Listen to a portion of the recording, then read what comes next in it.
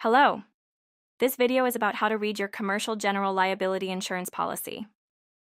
General liability is coverage that protects you if your business is responsible for causing injury to someone else or damage to their property. This does not cover for poor workmanship. Your entire policy may have over 100 pages, with definitions, explanations, endorsements, and exclusions. But the basic information can be found on your declarations page. This will look different from the rest of the policy and generally has more white space. For commercial insurance, types of insurance are often packaged together under one policy, especially common with general liability and property coverage. But for today, we'll just focus on the general liability. First step is always identifying the policy and confirming your information is correct, such as the name, address, policy term dates. The name on the policy should match the legal entity registered with the state.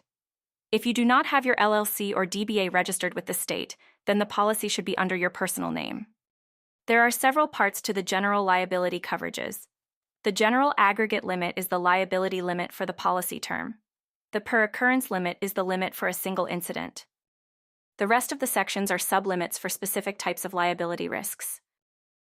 The product and operations limit typically matches the aggregate limit, but this is specifically for bodily injury from product or operations. An example of this would be food at a restaurant causing food poisoning. Personal and advertising liability usually has the same limit as the per occurrence. An example of this would be slander in marketing.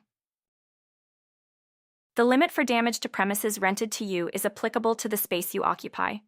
This is part of the liability coverages and can't be removed, even if you own the building your business occupies. But the limit can be increased, so be sure that there is enough to cover the building you might be renting from.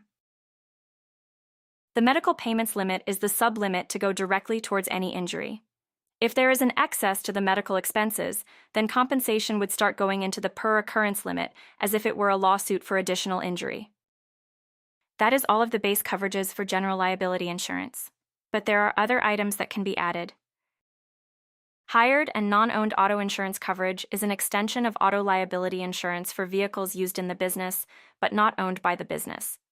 If you do not have a commercial auto insurance policy, it's a good idea to add this coverage to the general liability policy.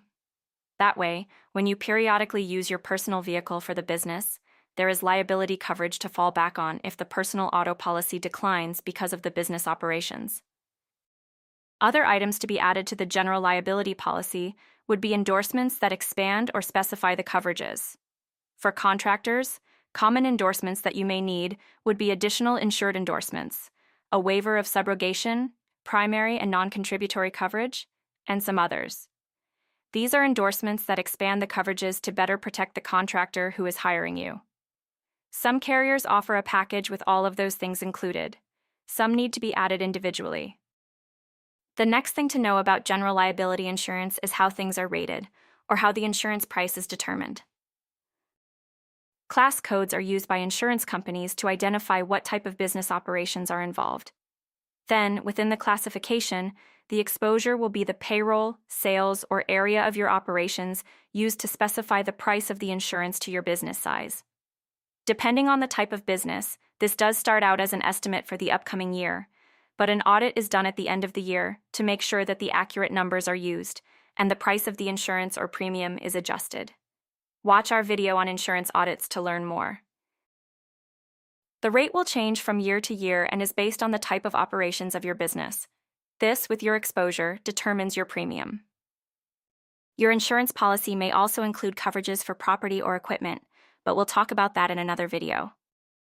For now, that's everything on the basics of reading your policy for your general liability insurance. If you have any additional questions, reach out to your agent. Thanks for joining me in learning how to read your general liability insurance policy. We hope you enjoy your peace of mind insurance solutions with Risk Managers, LLC. Have a great day and be safe.